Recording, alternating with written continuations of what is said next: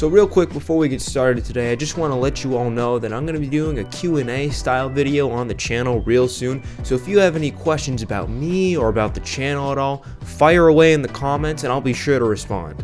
You know, I just really want to hear from you all. Over the past couple months, this channel has grown exponentially. Like, I think before I uploaded my first video coming back, I had like 600 subscribers on YouTube, and now I'm over 2,000, and that's because of all of you. So I just want to thank you, and if you have any comments, any questions whatsoever, I want to get to them. So leave them down in the comments.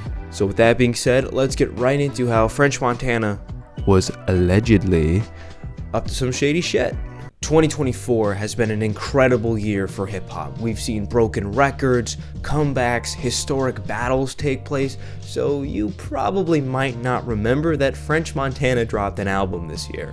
Well, he did, and to promote the release of his album Mac and Cheese 5, either him or the label decided to sell both the vinyls and CDs for $5 a pop, seemingly after the success of the $5 Utopia vinyls, which I actually have one. And I'm assuming most people thought, well, I wouldn't really listen to a French Montana album on my own, but all my favorite artists are on it, and $5 isn't that much.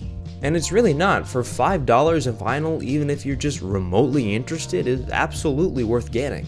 But when you purchase something, the minimum expectation is that you receive it. But that's the part that Montana seemingly forgot. It all started when the Twitter account 99vinyl sort of discovered this scheme to inflate the first week sales of Mac and Cheese 5 using vinyls and CDs.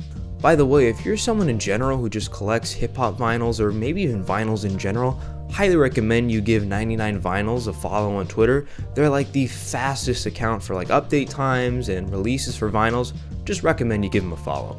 So the scheme consisted of vinyls being ordered, shipped, and instead of being delivered to the correct address, they would be shipped to some random part of the country, so they would be delivered within the margin needed to count for first week sales. So when this all started to unfold, countless people who bought the vinyl were reporting that their order was being shipped to somewhere completely random. So while this scandal was brewing, Mac and Cheese 5 was projected to sell 55,000 units first week, with 44,000 of those coming from just pure sales or physical releases. Didn't make things look any better when Montana actually started to block people who posted about the alleged fraud. But after a little bit of time, Montana actually came around and spoke to 99vinyl in DMs, clarifying the situation. Of course, Montana said, any orders that were messed up will be refunded. My team is working overtime to make sure this is handled. I love my fans, and I hate when shit like this happens. When it was all said and done and the general public knew about this scandal, Mac and Cheese 5 sold 34,000 units first week, failing to reach both the original projection of 55,000 or even just the pure sales projection. Just failed to reach both.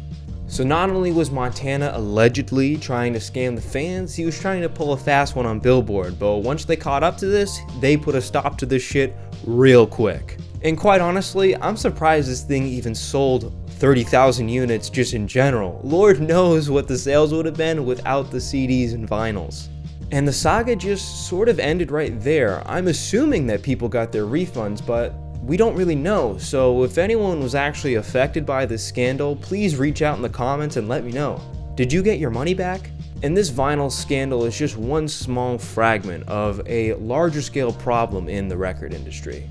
We are obsessed with first week sales. There is a subset of culture online that is obsessed with these numbers. Hell, people judge how good the quality of an album is based on the first week sales alone. We're using our calculators to judge how good an album is rather than our ears. But hey, that's just my opinion. That's just me. Let me know what you all think. Thank you all for taking the time out of your day to watch this. Your support is always greatly appreciated. If you guys want to follow me on Twitter, the link to that's in my description. Pretty active on there. And with all that being said, I'll see you all on the flip side.